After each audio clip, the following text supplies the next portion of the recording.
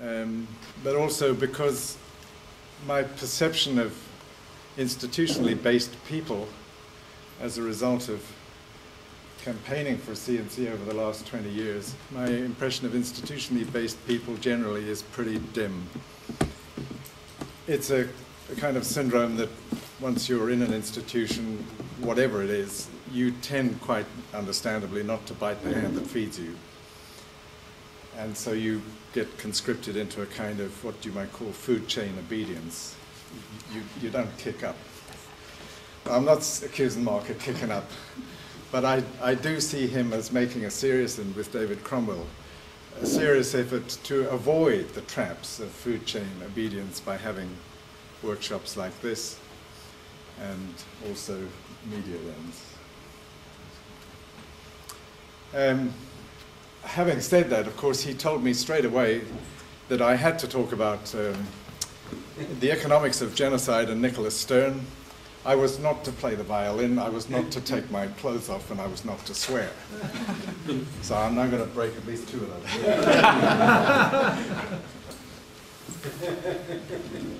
and it's not what I usually do. Actually, I held short of doing this in Germany last month. I usually put up a very sad movie about climate impact change, the impacts of climate change around the world on communities, particularly in Africa, and to that play a piece of music, a song without words, called The Theme from Schindler's List. And I actually balked at doing it in Germany in front of a government audience, thinking, this is probably pushing the bar a little too far, right? But there's a secondary purpose why this is relevant, and I'll try and explain that in a minute. Because it largely explains the image that you're seeing on the screen. Why is it doing that? So while we get that, has everybody please got a copy of this booklet? Please check on your table if you've got your own personal copy, because I'm actually going to refer you to it while we do this business. Just to say, before I say what I'm against, what I'm for that, contraction and convergence. The overall contraction of emissions at a rate which saves us, within which the organization of international sharing is convergence to equal per capita sharing by a given date. It's as simple as that. You can think of it as a Bill of Rights, if you like. It's a kind of no-nonsense, that's it, beat it. G8, G20, all the rest of them, academics, musicians.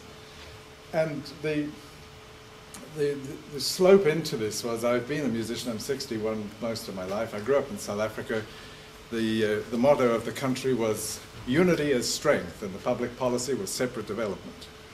We called that Eendracht maak mag, apartheid. You probably remember it as that. I mean, that's adults for you. From a kid's perspective, obviously disunity is not strength, and it very nearly ended not only in tears but in blood. I tried to escape from all of that. I wouldn't go to the border to shoot natives. I escaped through music on a scholarship, ended up in Belfast in the middle of the Civil War, escaped to Portugal where another one was about to start, and thought I'll go home, and got involved in the liberation movement up to a point, but got out, came back here, tried to go on as a musician, became a father in '86. By the time that date came, you were already getting images beamed from middle of Africa of the effects of drought in Ethiopia. And that's largely what that movie's about. I'm not going to shed a tear for it now. I've got to remain competent for the next 20 minutes. And looking at that thinking, you know, my little girl is perfect, and there are kids dying at their mother's breast with the mothers actually dying on top of them, and it just really worries you. So by 1988, a friend said to me, oh, for God's sake, stop pestering us about this, join the Green Party. And I said, what's that? Found out, joined, met up with a couple others. Within practically 5 minutes, we'd created what became contraction and convergence. The story in relation to today and the economics of genocide is that contraction and convergence was a remedy for the economics of genocide. And before this was formalized, it was formally presented finally at the end of '95, beginning of '96, we'd had, GCI had had a major run-in with economists. particularly the US economist Bill Nordhaus and the UK economist, now dead, David Pearce. And I'm going to have my copy of the book handy just to if I may prefer it. Music is, especially string playing, it's a completely non-negotiable thing. That's to say, to play a fiddle is very easy. You put the box on the left shoulder, and you pick up the stick in the right hand, and you scratch this with this. And after 20 years, you start finding your way around it. It gets better than that. But the point is, as it gets better, this is absolutely crucially as a sequential point. You learn it, it doesn't learn you. It cuts you no slack whatsoever. There are no frets on the fingerboard. You have to find out where the equivalent positions are. You have to learn to play in tune. You have to learn to play in time, especially to be able to play with other people. And it's an absolutely merciless discipline. You are cut no slack whatsoever, no explanation which says, well, I'm not feeling well, or she gave me a hard time, or whatever it was, explains the fact that you're making a lousy sound. The reaction is, what's that? Go and practice. Let me make this a little deeper still. There's a very simple test of why this is relevant to the remedy to economics. If you ask a violinist how long is a piece of string, he'll tell you straight away it's exactly twice half its length. That's why. That is simply a truth. It doesn't become true, it doesn't cease to become true. It's been true throughout creation. And it doesn't stop there. If you ask what is a third of that, and if you go to quarter lengths, you start getting the beginning of not the economic series, the overtone series. And there's an amazing sort of truth in that which is directly relevant to the point that you raised in relation to G2 earlier on. And thank you for raising that. This crazy lady we're all supposed to laugh at, or the temptation was to laugh at. She's actually demonstrating something so fundamentally important. It's amazing that we ever, with the help of fossil fuel, got distracted from this.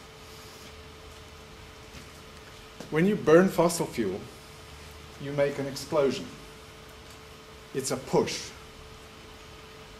When you burn carbohydrates, we just had our lunch, and you do work, you make a pull. The explosion is is entropy, the pull is entropy. It's the equivalent of life. The phenomenon of life on this planet is sometimes called negative entropy. It's a sort of an awkward compromise trying to explain why it is we're not just part of the rest of the universe getting blown to bits. Why is there this pocket of life, of diversity, of, dare we say it, sustainable diversity? It's because fundamentally when we work as living creatures, we pull, we don't push. So if I play something on the fiddle, every single action there is the result of pulling, not pushing. If there's pushing involved, a lever is involved, so I might appear to be pushing it, but the muscle that's actually doing the work is pulling. If you burn carbohydrates, life is synonymous with pull. Negative entropy is pull. And what this is actually saying is that there is structure within that pull. The negative entropy has structure. And for people who are doing zoology and especially botany, there's a study now that's become known as phylotaxis. It's a fancy name for something that's actually very familiar. If you watch animal, but particularly plant forms emerging, they emerge subject to this spiralic force we understand as the golden section.